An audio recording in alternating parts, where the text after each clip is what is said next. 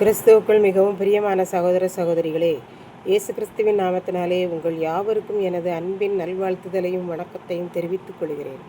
இன்றைய பகலின் குளிர்ச்சியான நாளின் தியான வசனம் யோவான் எழுதின சுவிசேஷம் 11ஆம் அதிகாரம் 25ஆம் வசனம். என்னை விசுவாசிக்கிறவன் மரித்தாலும் பிழைப்பான். இயேசு லாசரு மரித்து போனான், நான் அவனை எழுப்பப் போகிறேன் என்று சொல்லி சீசர்களிடம் கூறினார். அதற்கு திதிமு எண்ணப்பட்ட தோமா மற்ற சீசர்களை நோக்கி, நாமும் இயேசுவோடே கூட மரிக்கும்படி செல்லுவோம் வாருங்கள் என்றார். இயேசு பெத்தானியாவுக்கு வந்தபோது லாசரு கல்லறையில் வைக்கப்பட்டு 4 நாட்கள் ஆயிற்று என்று கண்டார். இந்த பெத்தானியா ஊர் எருசலேமிலிருந்து 2 மைல் தூரம் உள்ளது. ஆகவே அருகில் உள்ள ஊராயிருக்கிறபடினாலே எருசலேமில் உள்ள யூதர்களுக்கு ஏதோ ஒரு வழியில் சொந்தம் இருக்கும்.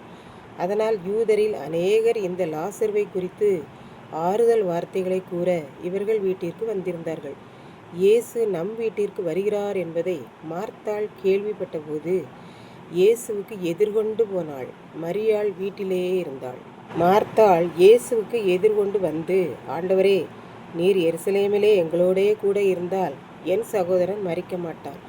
இப்போதும் நீர் என் சகோதரனுக்காகவும் அவனை இழந்து தவிக்கிற எங்களுக்காகவும் தேவனை நோக்கி வேண்டிக் கொள்ளும். அப்பொழுது நீர் வேண்டிக் கொண்டதை தேவன் எங்கள் குடும்பத்துக்கு தந்து விடுவார் என்றார். இயேசு மார்த்தாளிடம், உன் சகோதரன் உயிர்த்தெழுந்து விடுவான் என்றார். அதற்கு மார்த்தாள், நீர் 2ஆம் முறை இந்த உலகத்துக்கு வரும்போது அவன் உயிர்த்தெழுந்து விடுவான் என்றாள். ஏனென்றால் கடைசி காலங்களில் மரித்தோர் எல்லாரும் உயிர்த்தெழுவார்கள், அப்பொழுது என் சகோதரனும் உயிர்த்தெழுவான் என்றாள். இயேசு மார்த்தாளிடம், உயிர்த்தெழுதலையும் உயிரையும் கொடுப்பவர் நானே என்றார். உயிரோடிருந்து என்னை நம்புகிறவன் என்றென்றைக்கும் மரிக்க மாட்டான். அவன் நித்திய காலமாக பரலோகத்தில் என்னோடே கூட இருப்பான் என்று சொன்னார். என்னிடத்தில் விசுவாசமாய் இருக்கிறவன் எப்பேற்பட்ட பாவியாய் இருந்தாலும் மனம் திரும்பி பிழைத்து விடுவான். அதன் பின்பு பரலோகத்திலும் என்னோடே கூட இருப்பான் என்றார். மார்த்தாள், ஆண்டவரே, நீர் எங்களோடு இருந்தால் என் சகோதரன் மரித்திருக்க மாட்டானே. அவனுக்கு வியாதி வந்ததும் நாங்கள் உடனே உம்மை அழைத்து சுகமாக்கி இருப்போமே என்றாள். ஆனால் இயேசுவோ, நான் உங்கள் அருகில் இருந்தாலும் உங்களுக்கு ஜீவனை கொடுக்க முடியும். உங்களை விட்டு தூரமாய் இருந்தாலும் என்னுடைய மகிமை, என்னுடைய பிரசன்னம் உங்களோடு தான் இருக்கும். இதை நீங்கள் அறிந்து கொண்டால், விசுவாசித்தால் என்றென்றைக்கும் இம்மையிலும் மறுமையிலும் பிழைப்பீர்கள் என்று கூறினார். இப்படித்தான் ஒரு குடும்பத்தில் கணவர் போதை வஸ்துகளுக்கு அடிமையானவர், மனைவி நன்றாக ஜெபிப்பவர்கள்.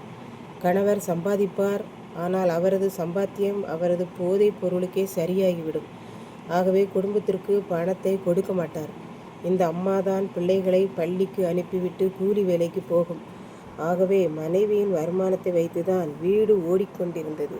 இவர்கள் ஜெபிக்கிற தாயாக இருந்தபடினாலே தினமும் ஆலயம் சென்று ஜெபித்து பொறுமையாய் காலங்கழித்து கொண்டிருந்தார்கள். பிள்ளைகள் பெரியவர்களாகி விட்டார்கள். அதனால் அவர்கள் வருமானத்தை கொண்டு குடும்பத்தை ஓட்ட முடியவில்லை. எனவே அவர்கள் மிகவும் பாரப்பட்டார்கள். ஆண்டவரே, என் கணவர் உயிரோடு இருந்தாலும் அவர் மரித்ததற்கு சமானமாகவே இருக்கிறார். ஆகவே அந்த அம்மா இரவெல்லாம் கண்ணீரோடு ஜெபித்தார்கள். ஒரு நாள் இரவு கண்ணீரோடு முழங்காலில் நின்று ஜெபிக்கிற போது அவர்கள் கண்ணீர் துளிகள் கணவரின் முகத்தில் விழுந்தது. அவர் என்ன மழையா பெய்கிறது என்று விழித்து பார்த்தால் மனைவி முழங்காலில் நின்று ஜெபித்த கண்ணீர் துளிகள் என்று கண்டுபிடித்து விட்டார். உடனே எழுந்து மனைவியோடு ஜெபிக்க ஆரம்பித்தார். இருவரும் ஜெபித்து முடித்தார்கள். அன்றிலிருந்து அவருடைய வாழ்வில் ஒரு பெரிய மாற்றம். அவர் அன்றிலிருந்து போதையை விட்டுவிட்டார். மனைவி பிள்ளைகளையெல்லாம் குடும்பத்தையெல்லாம் நேசித்தார். பாவத்தில் மரித்து போன அருமையான கணவரை ஜெபத்தின் கண்ணீர் துளிகள் உயிர் பெற்று எழச் செய்தது. பாவத்தில் மரித்த அவர் பிழைத்தார். அவர் வாழ்க்கையும் உயிர்த்தது, குடும்பமும் பிழைத்தது.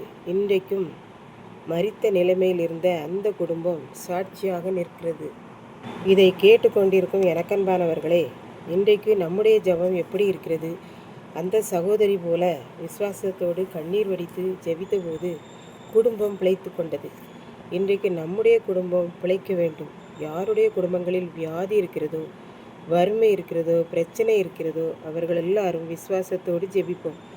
அப்படி ஆண்டவரை நோக்கி விசுவாசத்தோடு ஜெபிக்கிற போது நம்முடைய குடும்பம் பிழைத்து கொள்ளும். அந்த ஆசீர்வாதத்தை நாம் பெற்றுக்கொள்வோம்.